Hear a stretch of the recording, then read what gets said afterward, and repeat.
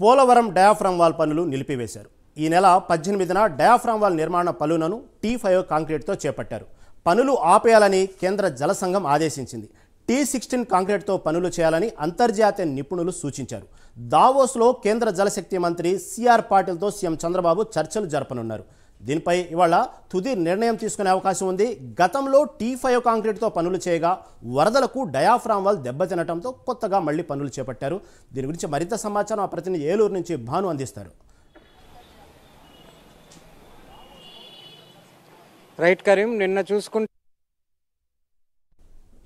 పోలవరంకి సంబంధించిన దీవాలు ప్రారంభించడం జరిగింది,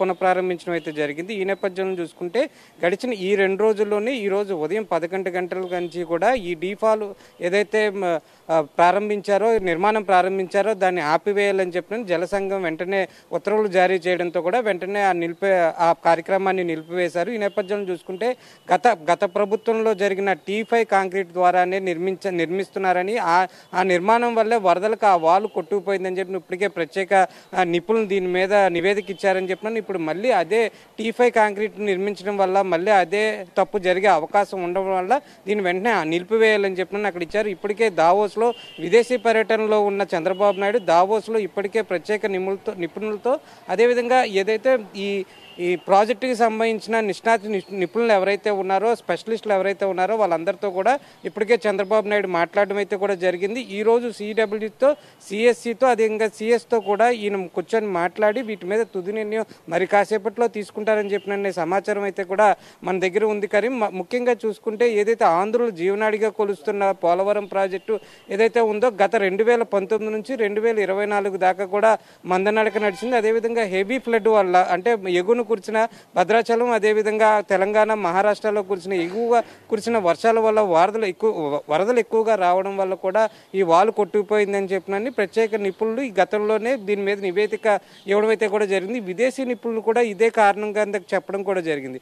ఈ నేపథ్యంలో చూసుకుంటే ఏదైతే కంపెనీ ఏదైతే ఉందో, ఇప్పుడు ఈ పని పూర్తి చేసే కంపెనీ ఏదైతే ఉందో ఆ కంపెనీ కూడా 2 రోజుల క్రితం కూడా ఈ 2025 డిసెంబర్ నాటికి ఈ వాల్ని పూర్తి చేస్తామని చెప్పిన దానికి సుమారు 1200 కోట్లు ఖర్చు అవుతుందని చెప్పిన కూడా నివేదిక ఇవ్వడం అయితే కూడా జరిగింది.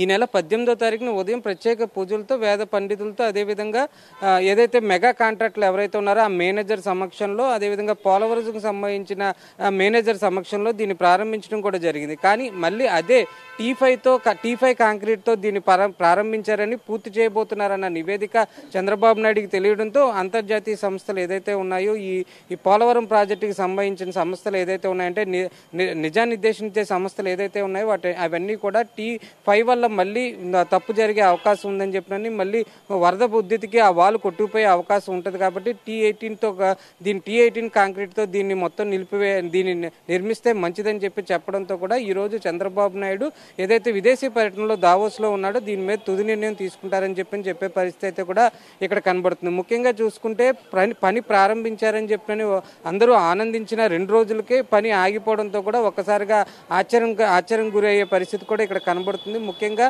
పని గట్టిగా ఉండాలి, దృఢంగా ఉండాలి, గరిష్టంగా చేయాలి, పని మళ్ళీ చేసే విధంగా కూడా ఉండకూడదన్న నేపథ్యంలో చంద్రబాబు నాయుడు ఈ నిర్ణయం తీసుకున్నారని చెప్తున్నారు. మరోపక్క చూసుకుంటే 2019 నుంచి 2024 వరకు జరిగిన తప్పు ఏదైతే ఉందో దాన్ని పునరావృతం చేయకూడదు. ఇప్పటికే భారీ నష్టంతో పోలవరం ప్రాజెక్టు నడుస్తుంది.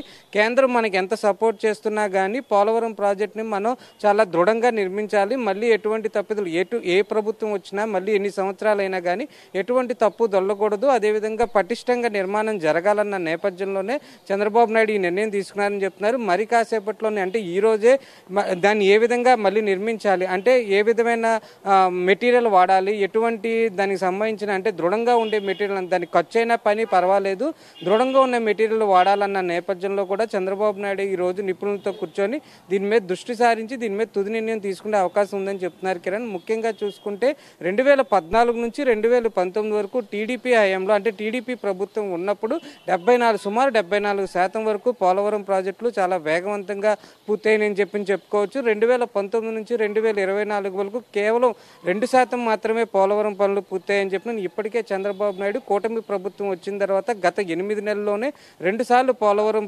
ప్రాజెక్టుని సందర్శించి లోపలికంటే పోలవరం ప్రాజెక్టు లోపలికి కూడా వెళ్ళి ఎక్కడెక్కడ దెబ్బతిన్నాయి, ఎక్కడెక్కడ ఎటువంటి డ్యామేజ్ జరిగింది, ఏ విధంగా దీన్ని నిర్మించాలా, అంటే పునర్నిర్మించాలా లేకపోతే మరమ్మతులు చేస్తే సరిపోద్దన్న నేపథ్యంలో కూడా సుమారు 2 గంటల సేపు ఇరిగేషన్ శాఖ అధికారులతోనూ మరో పక్క ఎవరైతే పోలవరం కాంట్రాక్ట్కి సంబంధించిన గత కాంట్రాక్ట్దారులు ఇప్పుడున్న కాంట్రాక్ట్దారులు ఎవరైతే ఉన్నారో వాళ్ళందరితో కూడా సుమారు 2 గంటల సేపు ఆయన సమీక్ష నిర్వహించారు. తర్వాత ఇరిగేషన్ శాఖ మంత్రి నిమ్మల రామానాయుడు ఎవరైతే ఉన్నారో ఆయన సమక్షంలో కూడా మళ్ళీ పనులు ప్రారంభించాలని నిన్న 18వ తారీఖున మంచి రోజు అవడంతో కూడా ఉదయం 10:19 ఈ పని ప్రారంభించడం కూడా జరిగింది. వాళ్ళు కూడా చాలా కాన్ఫిడెంట్గా ఈ 2025 డిసెంబర్ నాటికంటే ఈ సంవత్సరం నాటికంటే 3 సీజన్లు, వింటర్ సీజను, సమ్మర్ సీజను, అదేవిధంగా రెయినీ సీజన్లో ఈ 3 సీజన్లో కూడా పోలవరం ప్రాజెక్టుని అంటే Polavaram project in sense of ఈ డీవాల్ ఏదైతే ఉందో వాళ్ళని పూర్తి చేస్తామని, దాని తర్వాత ఎత్తు వాల్ ఏదైతే ఉందో ఎత్తు లోపల అంటే లోపల ఉన్న ట్యాంక్ ఏదైతే ఉందో దాన్ని కూడా పునర్నిర్మిస్తామని